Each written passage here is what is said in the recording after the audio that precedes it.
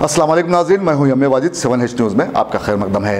शहर हैदराबाद के इलाके बहादुरपुरा रोड पर एक लारी ने 14 साल लड़के को कुचल दिया, जो बरसरे मौका हलाक हो गया है। पेश है इस हादसे पर हमारे नुमाइंदे जासिम जाबरी की ये रिपोर्ट।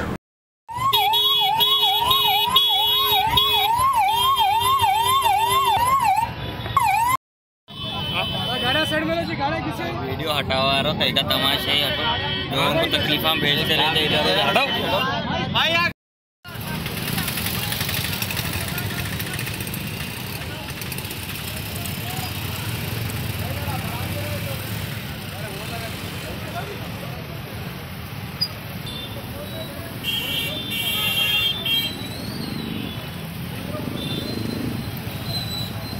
7H न्यूज़, सबसे अलग और सबसे हटकर।